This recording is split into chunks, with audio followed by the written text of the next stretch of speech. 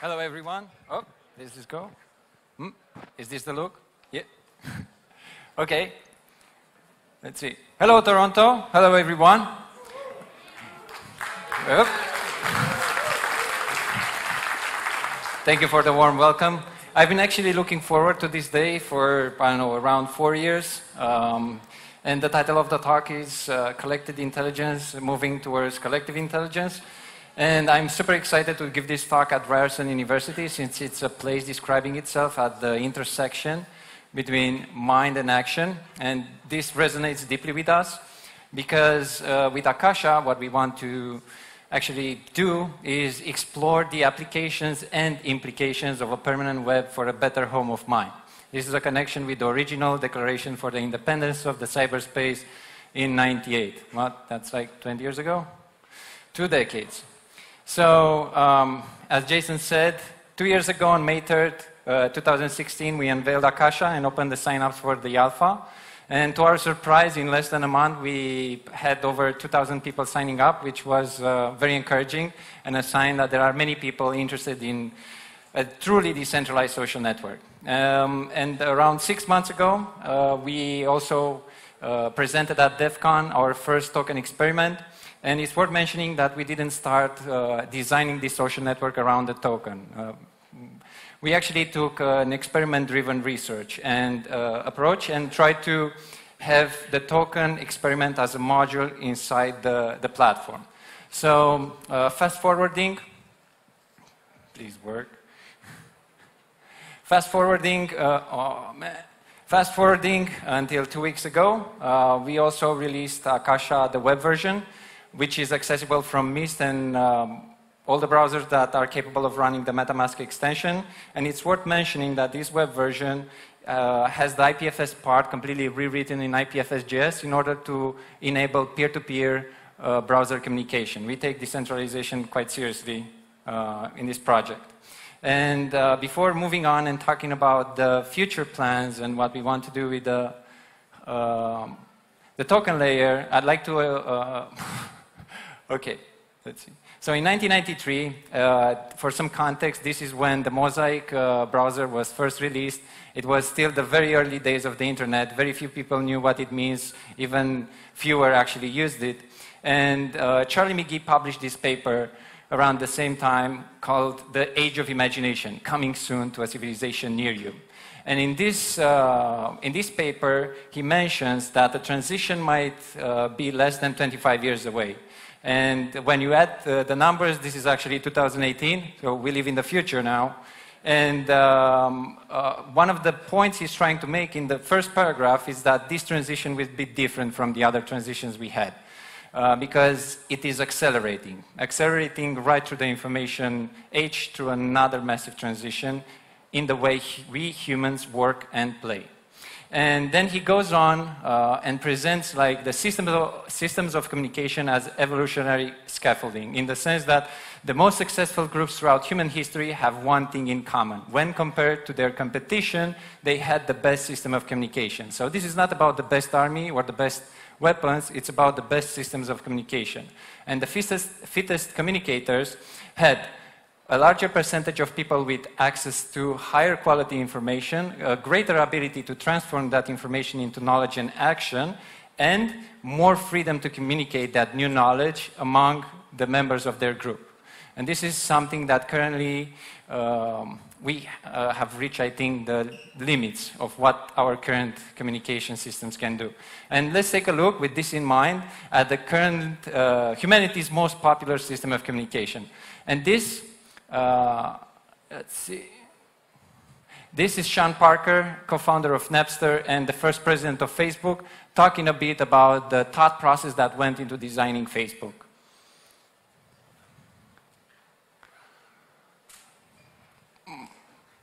Technology.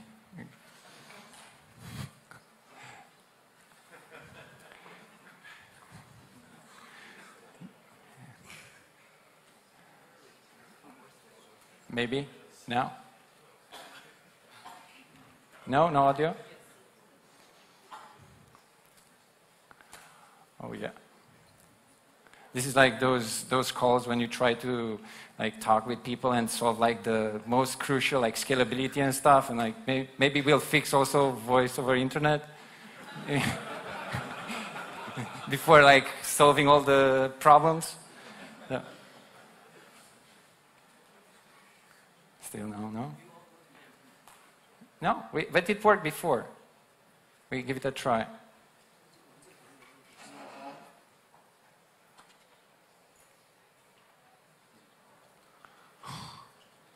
So should I just skip or? Let's see now. It's gonna work.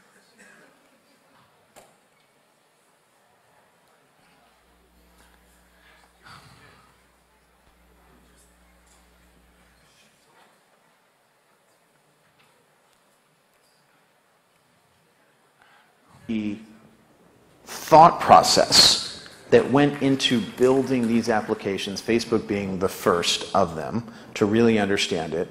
That thought process was all about how do we consume as much of your time and conscious attention as possible. Yeah, not creepy at all. And followed You're exploiting a vulnerability in human psychology.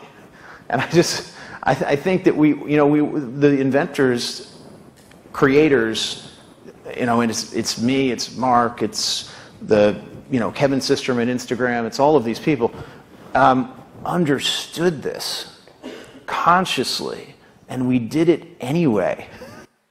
Yeah, that's quite an evil laugh at the end, but... So now, moving on, like this is not visible to everyone, but there are visible problems. Like, for example, the latest congressional hearings we had. Oh, man. Still not? Like with Mark Zuckerberg being, interviewed and heard. And actually, this is from today. Facebook has this event called F8. During this event, Mark Zuckerberg says it will take around 3 years to fix Facebook. But today I'm going to argue that it's quite hard, close to impossible to fix something that relies on advertising. And this is an article published in The Atlantic by Ethan Zuckerman. That's actually his name.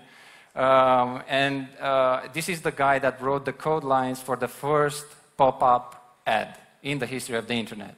And basically, the whole article reads like, I'm sorry, our intentions were good.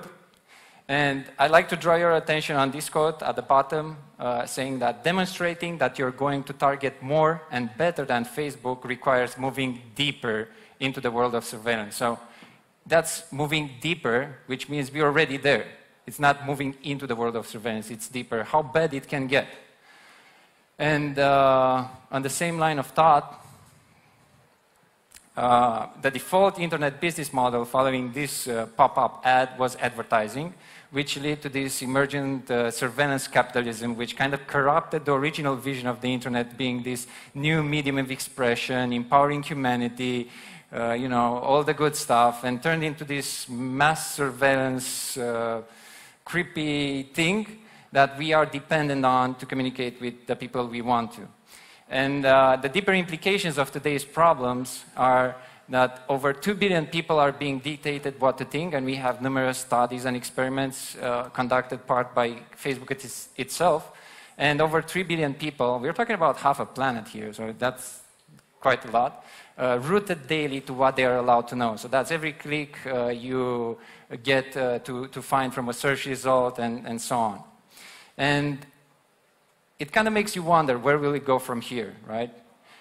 When our privacy is being eroded and invaded on a daily basis, our freedom of expression diminished, and our collective memory outsourced in the hands of just a few corporations that don't always have our best interests at heart. And I know it's May 3rd, but May 4th be with you. And it's almost like we are witnessing in real time this building of an information Death Star, capable of, enslaving or even destroying this information-based society, taking the shape of our human civilization. And it kind of makes you, again, question what information society means. And a quick search would lead you to this Wikipedia page that explains that an information society is a society where the manipulation of information is a significant economic, political, especially political quite recently, and cultural activity, profoundly changing all aspects of social organization, including economy, education, health, warfare, government, and while at it, democracy. And to qualify as a citizen in this information society, it's those of us who use the internet regularly and effectively, which pretty much is everyone in this room, and most likely those who watch this presentation, online. And the point here, based on the previous slides, is that we are living in a collected information society. It's not just an information society, it's like collected by this information Death Star. And again, like if we think about what is actually information, please don't touch the buttons there. What is information? Again, a quick search would lead to this Wikipedia page defining information theory. And this is a big contribution to this field, what was made by Claude Shannon in 1948. That's like 70 years ago, quite ahead of his time. And its impact has been crucial to the success of the Voyager missions to deep space, the invention of the CD, feasibility of mobile phones, development of the internet, and even the understanding of black holes. This is quite a profound discovery that influenced our society. And one of the core ideas in this is that information is different from the meaning. And Claude Shannon and later on Weaver made this distinction to solve two problems. One from an engineering perspective and the second from a philosophical perspective. And damn it. So to give you an example on how this works, we have the 9/11. So this is the information, basically. It's just two numbers. But depending on the cultural operating system, so to speak, this can be decoded and processed differently, called through noisy semantics. And the information is 9/11, the input, then we process it, searching for meaning, and then the output would be the meaning itself. So in this case, the meaning would depend. If you are a member of the NASA, this might have a special importance to you because the Mars Global Surveyor reached Mars in '97. If you're a part of Catalonia, this would be the National Day. And if you're a US citizen, this might trigger some Twin Tower attack memories, and not good at all. But the idea is that the same information can be decoded differently. And another way to look at this presentation is that the information source would be the words that I compose in my mind as I speak, and I encode them through sound waves that reach your ear. And the medium through which the channel of communication would be this room itself. And then when you receive the signal, the sound wave, actually you go through the decoding them in your mind to extract the meaning of the message. And when we look at the current state, well, this is actually on the same page with the Information Society and shows the global information storage capacity. This goes only until 2007, but if it look, this is around 300 exabytes in total, analog plus digital. And according to some predictions, we are headed toward something like 40,000 exabytes in 2020. So it's exponentially increasing and again, accelerating in its growth. But this is not just about hoarding data and information. This is also about making sense of this information, right?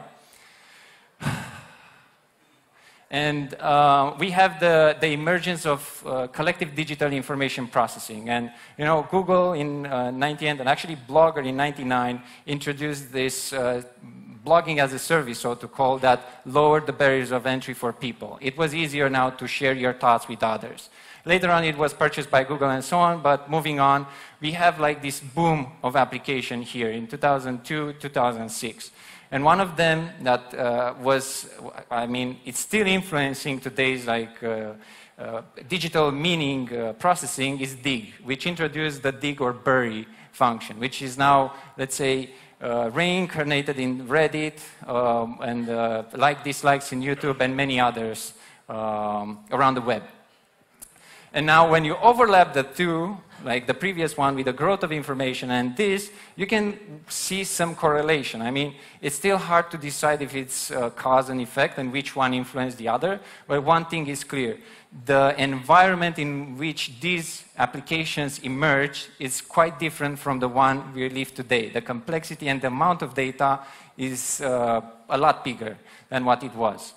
And the dark side of this story is that as an information-based society, we are now dependent on these proprietary closed information processors that use the information to just, come up with the best way to serve you spam, to make you buy something, or to, manipulate into doing something that you're not really interested in doing.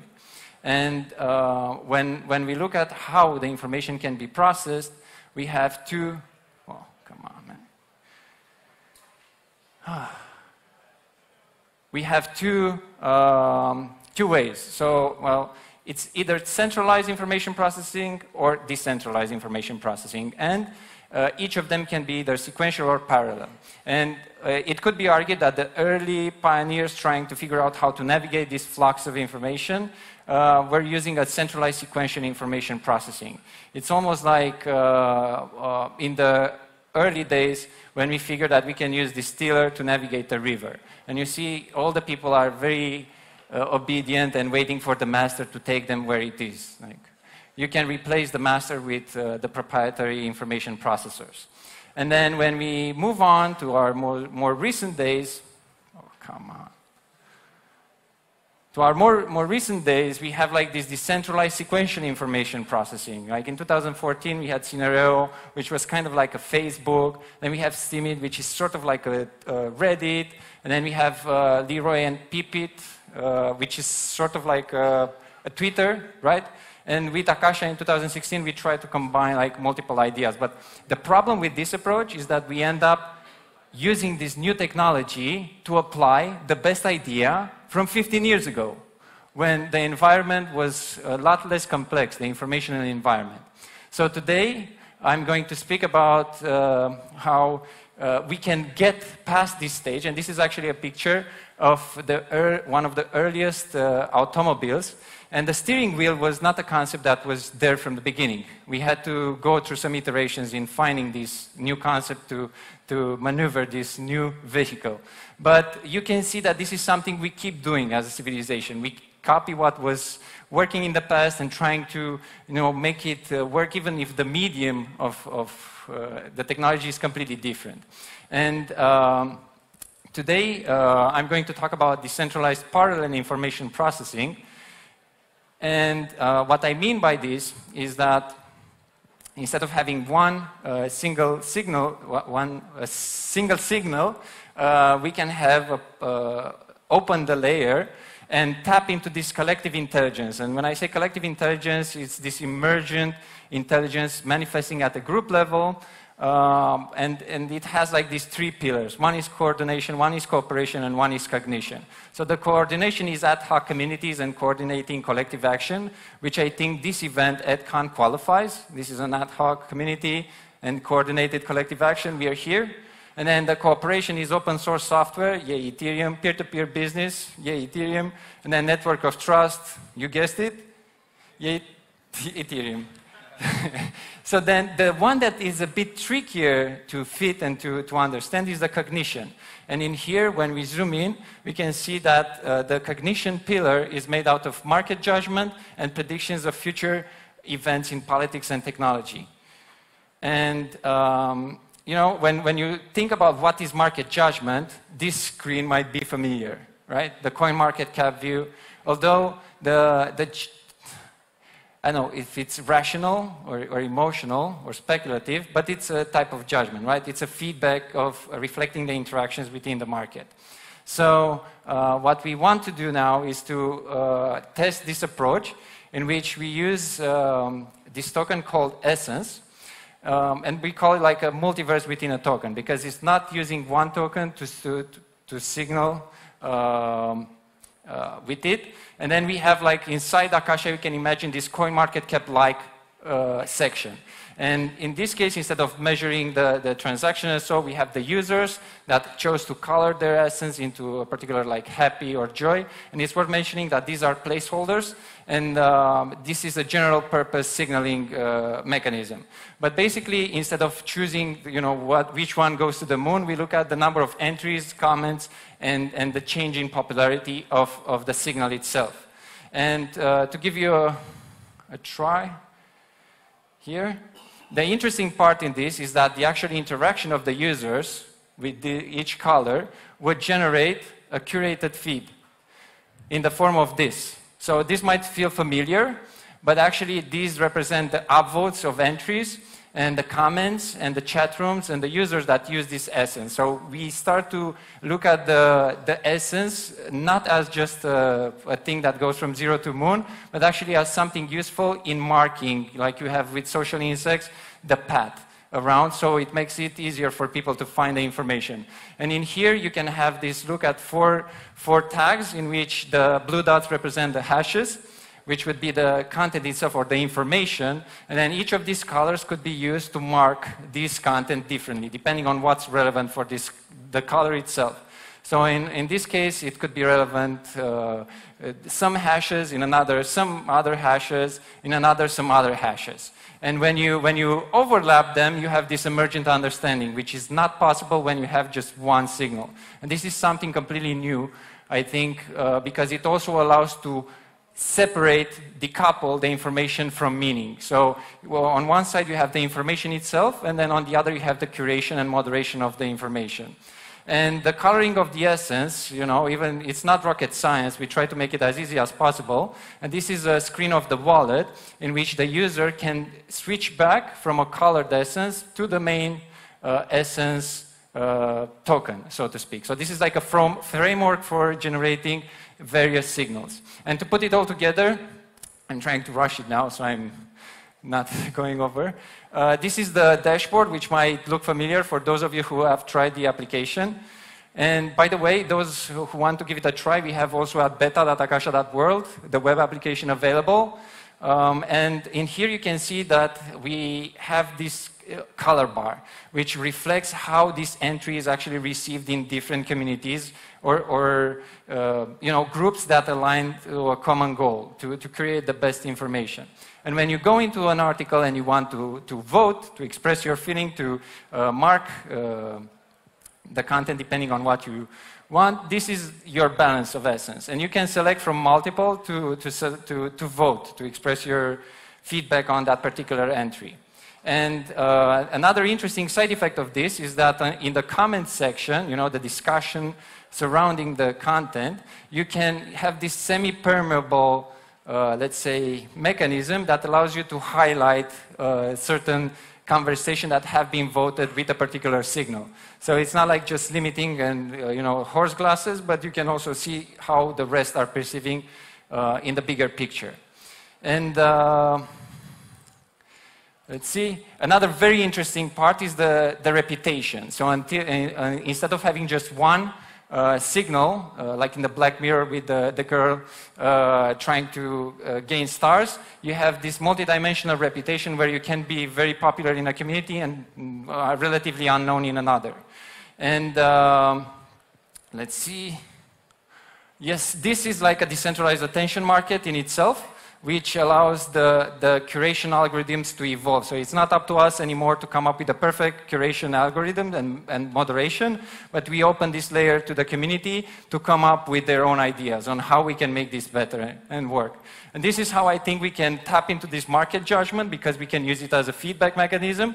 And this is also putting into the Shannon-Weaver's model of communication, in which the feedback constantly improves the channel and gradually removes the noise. And that's the cognition of it. So the opportunity ahead is to explore alternative business models that are based on computational storage and cognitive surplus, move away from this advertising and spying on the users approach. And the potential is there, because the Ethereum community jumped from 10,000 in 2015 to almost 1 million And this is a screen we had just a couple of days ago. And it kind of makes you wonder because in 2016, 200 million stopped using Facebook, mainly because security concerns. But only 1% of that, if they would be looking for an alternative, that would triple the Ethereum community. And that also points to the scalability and other pressing problems, the elephant in the room that Josephine will talk in a bit. And we also have Plasma, and I'm sure many others. So just to wrap it up, this is the transition that was talked about 25 years ago, and I think this is a way in which we can ensure that a larger percentage of people will have access to higher quality information and a greater ability to transform that information into knowledge and action, and more freedom to communicate that new knowledge to the members of their group. And in conclusion, that's a lot of work to do, a lot of play too. It depends on how you look at it, and we invite everyone to play and to discover, to tap into our collective imagination, to co-create a better communication system that is an ecosystem in service of humanity designed to transform information into knowledge and action. And the work play ahead is that we need as much help as possible on the token and incentives layer, on the identity and reputation, and on the scalability and architecture. And just in conclusion, this is a quote from the Matrix. I really didn't come here today to tell you how this is going to end. I came to paint a picture of how this can begin. And ultimately, I think this will happen because it's not information that wants to be free. It's us. And it can begin as a massive redistribution of power, knowledge, and wealth, the greatest that humanity has ever seen. Those of you who are interested, join the fun at akasha.world. And thank you for your attention.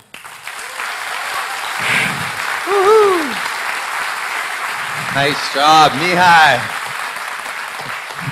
The hot and sweaty essence would be really large right now.